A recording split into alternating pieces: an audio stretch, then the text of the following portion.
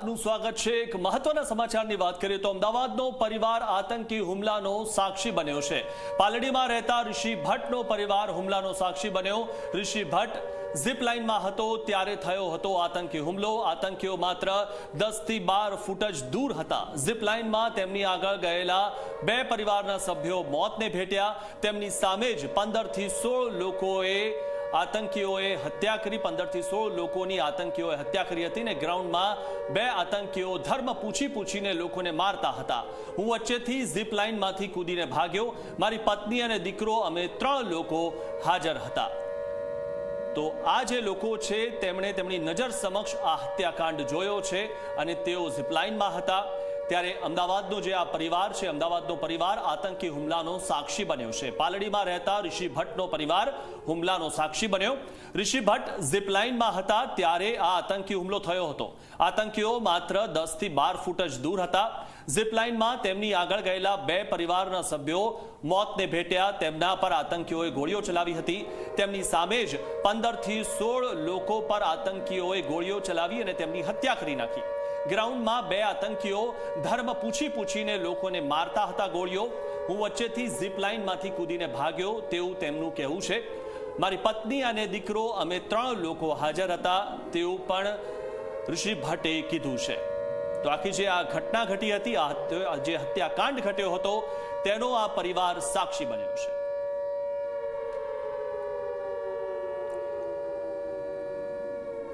તો ગ્રાઉન્ડમાં બે આતંકીઓ ધર્મ પૂછીને લોકોને મારતા હતા। આ ઘટનાના આ પરિવાર સાક્ષી બન્યો છે। અમદાવાદનો જે આ પરિવાર છે તે આતંકી હુમલાનો સાક્ષી બન્યો છે। પાલડીમાં રહેતા ઋષિ ભટ્ટનો પરિવાર આતંકી હુમલાનો સાક્ષી બન્યો।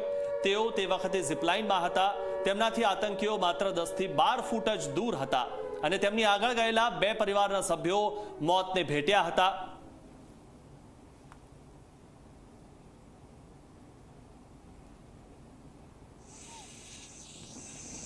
अल्लाह अकबर, अल्लाह अकबर, अल्लाह अकबर। बैठो, पैर लंबा करो।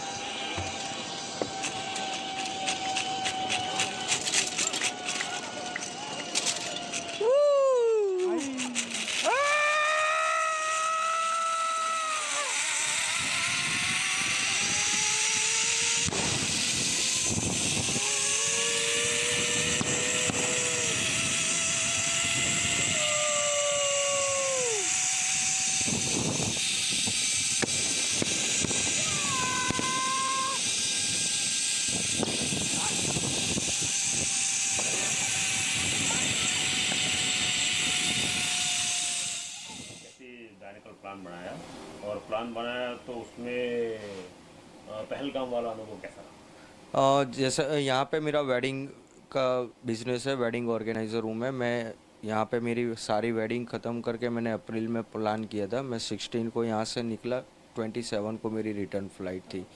22 में मैं पहलगाम में था और वहाँ पे एक्सपीरियंस तो आपको पता ही होगा कैसा रहा होगा। वहाँ पे फायरिंग वगैरह सब हो गया था। कैसे शुरुआत हुई थी? आप मैं जिप लाइन कर रहा था। जैसे हम लोग वहाँ पे पहले पहुँचे, हमने नॉर्मल फ़ोटोग्राफ्स लिए, वीडियोग्राफी लिया हम लोगों ने सब ने। फिर हम फैमिली वाइज 3 कपल थे एक साथ में, हम लोग जिप लाइन कर रहे थे। फर्स्ट फैमिली गया, सेकंड फैमिली गई, फिर मेरा लड़का गया, मेरी वाइफ गई। मैं जा रहा था तब वहाँ पे फायरिंग स्टार्ट हो गई थी।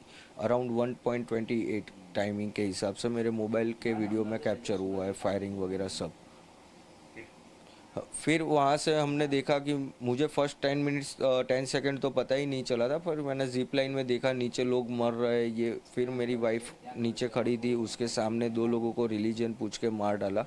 तो फिर मेरी वाइफ चिल्लाने लगी तो मैं अराउंड 7 to 8 फीट जितना बाकी था और जिप लाइन से कूद के मेरी वाइफ को और मेरे बच्चे को लेके वहाँ से भागना शुरू किया। और भागते भागते हमने देखा एक स्पॉट ऐसा था जहाँ पे छोटा खड्डा था और कहीं किसी के शो नहीं हो रहा था। तो हम वहाँ पे खड्डे में ऑलरेडी 2-3 लोग वहाँ पे छुपे हुए थे, तो हम भी वहाँ पे छुप गए। फिर अराउंड थोड़ा फायरिंग क्लोज हुआ, फिर हम वहाँ से निकले और मेन गेट की तरफ भागने लगे। मेन गेट तरफ भाग रहे थे तब काफ़ी सारे भी भाग रहे थे, तब वहाँ पे भी सबको गोलियाँ लग रही थी जो दौड़ रहे थे वहाँ पे सब। फिर हम मेन गेट पहुँचे, मेन गेट से देखा तो सब घोड़े वाले और लोकल पब्लिक भी वहाँ से भाग गई थी। फिर हमने जैसे आए थे वैसे ऊपर हमने थोड़ा थोड़ा नीचे दौड़ना शुरू किया। हम दौड़ रहे थे, दौड़ते दौड़ते हमने देखा कि आधा हम थोड़ा 2-3 मोड़ आगे गए होंगे, वहाँ पे हमको सामने इंडियन आर्मीज मिल गई और इंडियन आर्मीज ने हम लोगों को सब टूरिस्ट को कवर कर लिया था। आप जहाँ पे थे वहाँ पे सारे गुजराती पर्यटक थे या किसी और नहीं, आउट ऑफ इंडिया के तो वहाँ पे नहीं थे, बट स्टेट वाइज आप देखो तो सब स्टेट के थे वहाँ पे। बैंगलोर से भी काफ़ी ज़्यादा लोग थे जो हमको बाद में नीचे मिले थे पार्किंग के साइड। अरुणाचल प्रदेश से भी थे, गुजरात से भी थे, काफ़ी सारी जगह से लोग थे। आर्मी आने के बाद क्या हुआ? आर्मी आने के बाद हम लोगों को उन लोगों ने कैसा कि जैसे हम 10 लोग थे, दूसरे थे, तो उन लोगों ने ग्रुप बना के उन लोगों के बीच में 3 लोग आर्मी वाले रहे और हमको कवर करते करते वो लोग हमको नीचे पार्किंग तक लेके गए। और बाकी वो लोग 150-170 की बटालियन होगी, तो बाकी के लोग ऊपर जो मेन स्पॉट पे जहाँ पे फायरिंग हुई थी वो लोग, बाकी के लोग वहाँ चलने शुरू हो गए।